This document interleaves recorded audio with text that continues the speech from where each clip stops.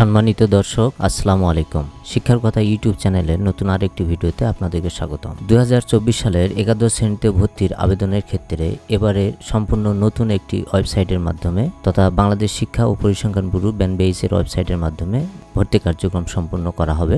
এক্ষেত্রে নতুন এই সফটওয়্যারের মাধ্যমে শিক্ষার্থীদেরকে অনলাইনে আবেদন করার জন্য শুরুতেই একটি এডু আইডি তৈরি করতে হবে। এই এডু আইডি তৈরি করার পর তারা একটি ইউজার নেম এবং পাসওয়ার্ড পাবে।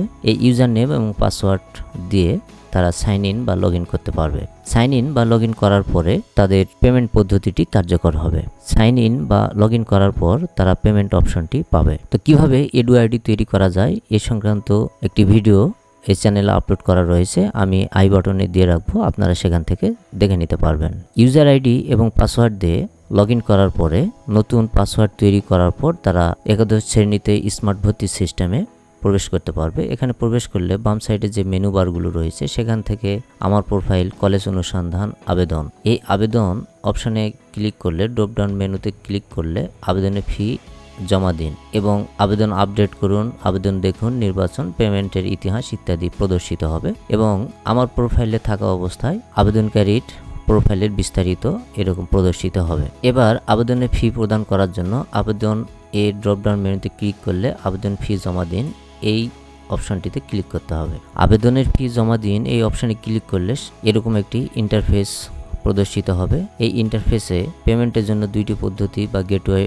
রয়েছে, তার যে কোনো একটি নির্বাচন করা যাবে। একটি হচ্ছে সোনালী ব্যাংক PLC এর পেমেন্ট গেটওয়ে এবং আরেকটি হচ্ছে SSL কমার্স। তো শুরুতে আমরা দেখে নেই যে সোনালী ব্যাংক এর পেমেন্ট গেটওয়ের মাধ্যমে কিভাবে টাকা পেমেন্ট করা যায়। এরপর আমরা দেখব কিভাবে বিকাশের মাধ্যমে টাকা পেমেন্ট করা যায়। সোনালী ব্যাংক পেমেন্ট গেটওয়ের মধ্যে ক্লিক করলে এরকম একটি ইন্টারফেস প্রদর্শিত হবে। এই ইন্টারফেসে সোনালী ব্যাংক, কার্ড এবং মোবাইল ব্যাংকিং এই তিনটি অপশন থাকবে। এই অপশনে সোনালী ব্যাংক এর ডাউন অ্যারোতে ই-ওয়ালেট, অ্যাকাউন্ট এবং কাউন্টার এসব প্রদর্শিত হবে। এখান থেকে অ্যাকাউন্ট ক্লিক করতে হবে। অ্যাকাউন্টে ক্লিক করলে একটি পপ আপ উইন্ডো ভেসে আসবে, সেখানে মেইন অ্যাকাউন্ট, প্রসেসিং ফি এবং টোটাল কত টাকা লাগবে সেটি প্রদর্শিত হবে। এরপরে কনফার্ম অপশনে ক্লিক করতে হবে। কনফার্ম অপশনে ক্লিক করলে bank reference number, contact number, উল্লেখিত তথ্য প্রদর্শিত হবে এবং কন্ট্যাক্ট নম্বর এর জায়গায় 13 ডিজিটের অ্যাকাউন্ট নম্বরটি প্রবেশ করাতে হবে। অ্যাকাউন্ট নেম এর জায়গায় যে নামে অ্যাকাউন্ট নম্বরটি রয়েছে সেই নামের সঠিক স্পেলিং বা বানানটি এখানে লিখে দিতে হবে। এরপর যে অ্যাকাউন্টটি যে নম্বরের সাথে কম্বাইন্ড রয়েছে সেই মোবাইল নম্বরটি এখানে দিতে হবে। এরপরে নেক্সট বাটনে ক্লিক করতে হবে। নেক্সট বাটনে ক্লিক করলে সেই মোবাইল নম্বরে একটি 6 ডিজিটের ওটিপি যাবে। সেই ওটিপিটি এই বক্সে টাইপ করে দিতে হবে। এরপর কনফার্ম পেমেন্টে ক্লিক করতে হবে। কনফার্ম পেমেন্টে ক্লিক করার পর এরকম একটি বার্তা প্রদর্শিত হবে, this transaction was successful, payment amount প্রদর্শিত হবে এবং একটি রেফারেন্স নাম্বার দেখা যাবে। এবারে আমরা দেখব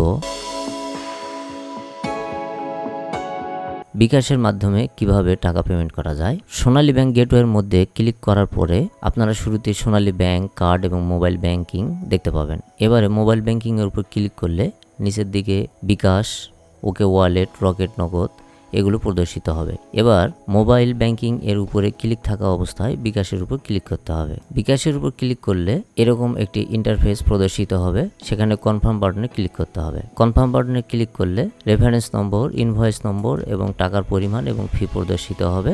এখান থেকে পে উইথ বিকাশ এই অপশনটিতে ক্লিক করে সামনে এগুতে হবে। সামনের দিকে আসলে বিকাশ অ্যাকাউন্ট নম্বর লেখার জন্য এরকম একটি পপ আপ উইন্ডো আসবে। এই পপ আপ উইন্ডো যে বিকাশ নম্বর থেকে টাকাটি আমরা পেমেন্ট করতে চাই সেই বিকাশ নম্বরটি এখানে লিখে দিতে হবে। এরপর কনফার্মে ক্লিক করতে হবে। কনফার্মে ক্লিক করলে একটি ওটিপি ওই বিকাশ নম্বরে সেন্ড হবে, সেখান থেকে ওটিপিটি এখানে টাইপ করে দিয়ে কনফার্ম বাটনে ক্লিক করতে হবে। এবার ওটিপি নম্বরটি যদি সঠিক হয় তাহলে নতুন এরকম একটি পেজ প্রদর্শিত হবে। এখানে বিকাশ অ্যাকাউন্টের পিন নম্বরটি এখানে টাইপ করে দিতে হবে।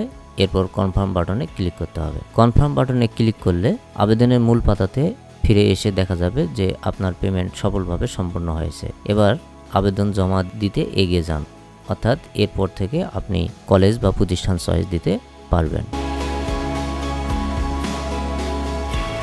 এছাড়াও আপনারা যদি SSL কমার্স এই গেটওয়ের মাধ্যমে পেমেন্ট করতে চান, তাহলে SSL কমার্স গেটওয়ে ক্লিক করলে সামনের পেজে এরকম প্রদর্শিত হবে।